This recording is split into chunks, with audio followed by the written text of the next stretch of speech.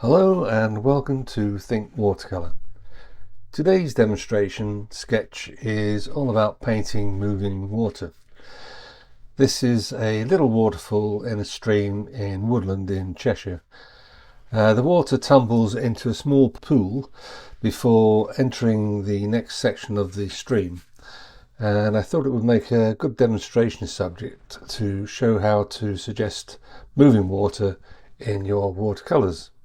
I started with a loose pencil sketch on Saunders Waterford 300 gram rough paper and added masking fluid for some of the foreground leaves.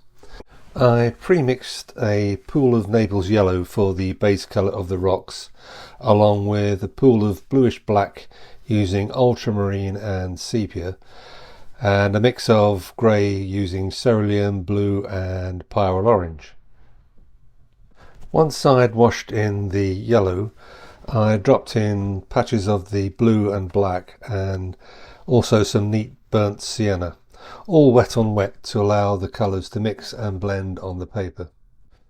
When you paint wet on wet like this, you're effectively only painting one layer or one wash, which means your colours will dry looking fresh and vibrant. If you paint the same subject using multiple washes, especially with darker colours, your painting will often dry looking flat and less bright. Essentially, the more layers you paint, the more you will lose the transparency of the watercolour medium.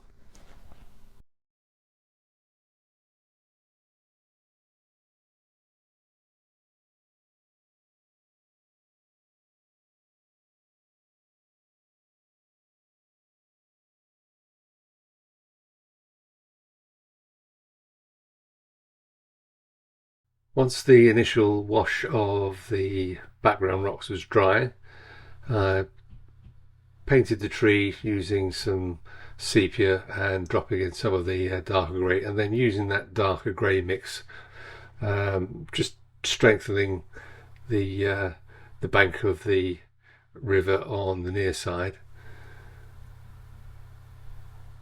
and the same with the far side where the rocks meet the water, and then just softening the edges with some clear water.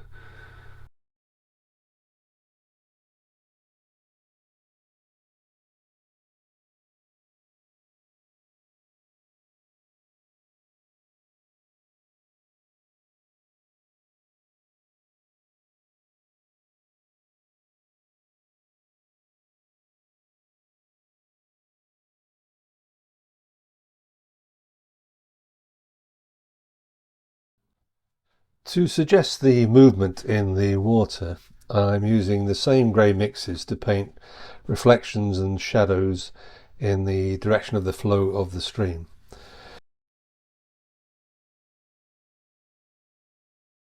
The trick is not to overdo it and allow lots of white patches to remain. Try to vary the value of the shadows and reflections to help suggest the movement. Again, I use the same process for painting the ripples in the pool where the water coming down the waterfall hits the pool and creates these ripples. If you follow the lines of the ripples with the shadows and reflections, it gives the effect of slowing the movement down slightly.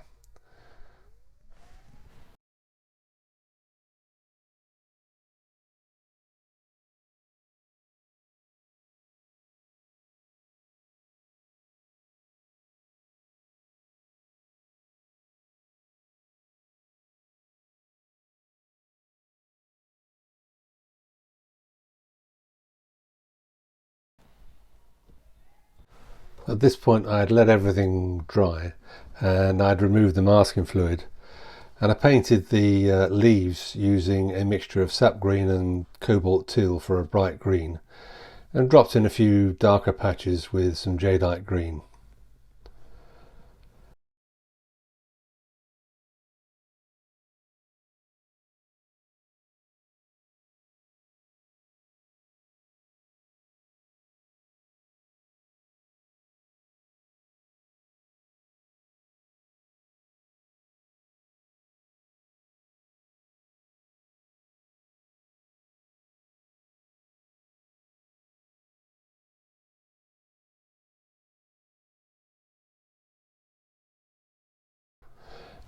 Next I darkened the foreground bank of the stream to give it a little more contrast.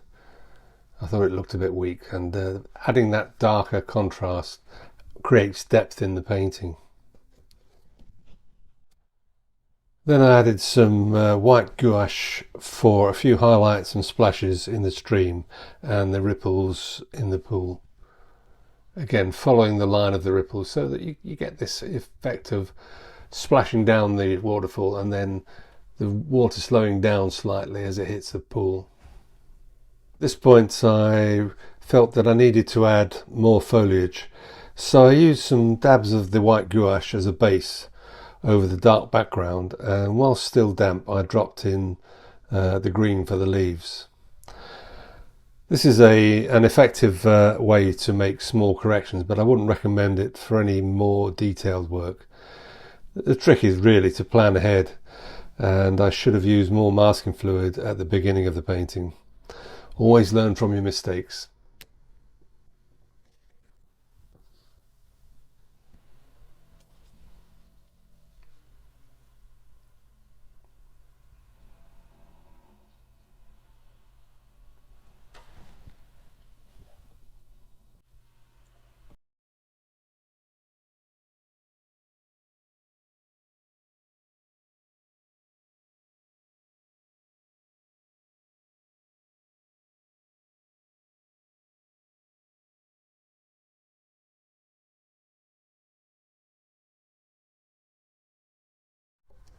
Finally, I added a blue-grey wash to indicate some dappled light and shadows on the near bank. And I was pretty much finished. Thank you so much for watching. I hope you found this video useful.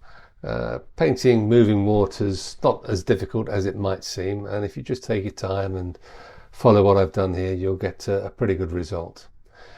If you found this video useful, do give it a like. It always helps with YouTube, and if you're not a subscriber, do subscribe and hit the notification bell for future videos.